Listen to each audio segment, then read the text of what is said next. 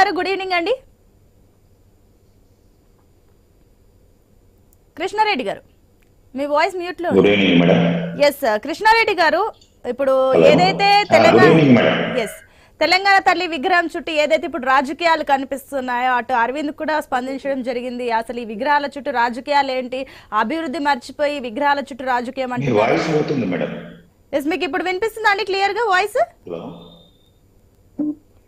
Yes yes Krishna Reddy గారు, ఇప్పుడు ఏది మీరేమంటారు? అసలు బీజేపీ ఏమంటుంది? పాతది కంటిన్యూ చేయాలంటారా, కొత్తది కంటిన్యూ చేయాలంటారా, లేదంటే ఇది ఏది కాదు భారతమాత కావాలంటారా, ఏమంటారు? అసలు బీజేపీ వర్షన్ ఏంటి, ఏమంటారు? విగ్రహం చుట్టూ బీజేపీ అభిప్రాయం ఏంటి, ఏది బాగుందంటారు?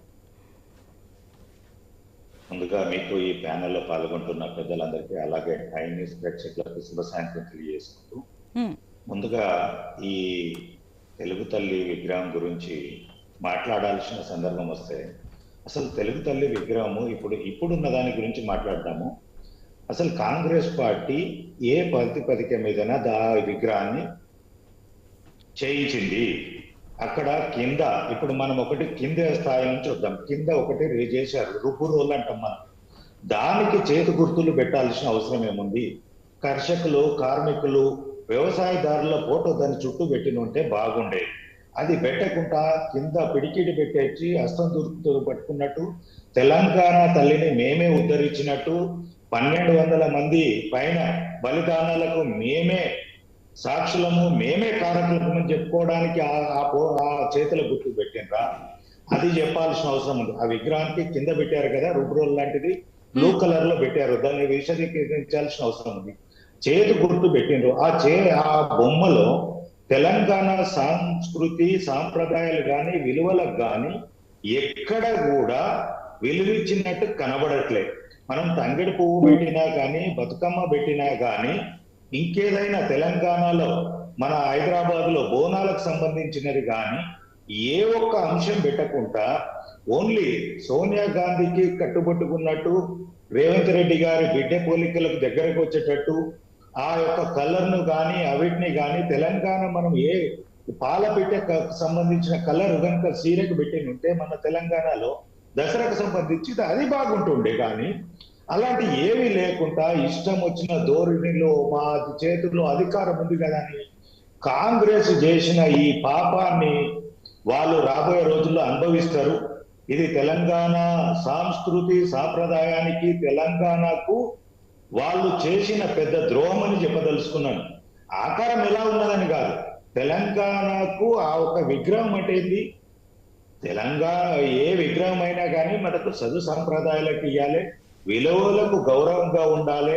ఇప్పుడు ఒకటి అంబేద్కర్ బొమ్మ పెడితే రాజ్యాంగం పుస్తకం పెడతాం, అలాగే మహాత్మా గాంధీని పెట్టుకుంటే కళ్ళ జోడు చొక్కా లేకుండా కూడా ఉద్యమం చేసిండు అనే దానికి ఒక సింబాలిక్ గా పెడతాం.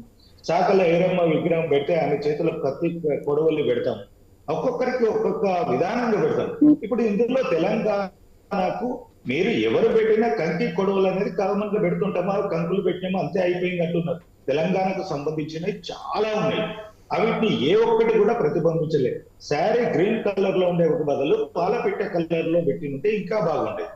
చేతి గుర్తులలో మనకి ఇంకేదైనా హైదరాబాద్ బోనంకు సంబంధించింది కానీ, తంగేడు పువ్వులు కానీ, లేదా బతుకమ్మ కానీ, లేదా వెనకాల బ్యాక్గ్రౌండ్ లో కాకతీయుల కళాతోరణం కానీ, ఈ విగ్రహాల గొలవ కంటే ముందు నేను ఒకటే నా తరపున కానీ మా బీజేపీ తరపున కూడా నేను ఒకటి సజెస్ట్ చేయదలుచుకున్నాను. రాబోయే రోజుల్లో నీ బొమ్మ నా బొమ్మ నేను తయారు చేసింది కాకుండా తెలంగాణకు రాణి రుద్రమాదేవిని తెలంగాణ తల్లిగా పూజించినా మనకు గొప్పతనంగా ఉంటది. లేదా చాకలి ఐరమ్మను పెట్టేసి ఆమెనే తెలంగాణ తల్లి అన్నా మనం ఒప్పుకోవచ్చు. కమలమ్మ ఆరుట్ల కమలమ్మను పెట్టినా మనం ఒప్పుకోవచ్చు, లేదా మల్లు స్వరాజన్ గారిని పెట్టినా మనం ఒప్పుకోవచ్చు. ఈ వ్యక్తిగతంగా పోయేసి ప్రజా సమస్యలను పక్కకు పెట్టేసి రేవంత్ రెడ్డి గారు లేని అంశాన్ని తీసుకొచ్చి ఇప్పుడు రైతు బంధు విషయంలో సీరియస్ గా ఇష్యూస్ నడుస్తుంది, పంట కొనుగోలు విషయంలో సీరియస్ ఇష్యూ నడుస్తుంది తెలంగాణలో, హైడ్రా ఇష్యూ సీరియస్ గా నడుస్తుంది, మూసీ నది విషయంలో కూడా సీరియస్ ఇష్యూస్ నడుస్తున్నాయి. ఇవన్నిటిని అసెంబ్లీలో చర్చకు రావద్దంటే మనం మళ్ళొక డైవర్ట్ పాలిటిక్స్ చేయాలి. రేవంత్ రెడ్డి గారిది ఏ రోజైనా ఆయన జీవిత చరిత్రనే ఆయనను ఏ విధంగా మనము చెడుగా మాట్లాడినా తక్కువనే అనిపిస్తుంది. ఆ పదాలు యూజ్ చేయదు కాబట్టి డిబేట్ లో ఉన్నాము. డైవర్ట్ పాలిటిక్స్ అభివృద్ధికి సంబంధించింది మాట్లాడండి. మీరు ఈ ఒక్క విగ్రహాన్ని తీసుకొచ్చి అసెంబ్లీలో పెట్టేసి ఈ మేజర్ రైతాంగ సమస్యలను పక్కకు పెట్టేసి ఈ ప్రాజెక్టులు ఇప్పుడు మొన్నటి వరకు కాళేశ్వరము అవి ఇవి జరిగినాయి. ఆ ప్రాజెక్టు సమస్యలు ఎంతవరకు వచ్చినాయి, వాటిని ఏం చేయదలుచుకున్నారు, పూర్తి చేస్తారా లేదా?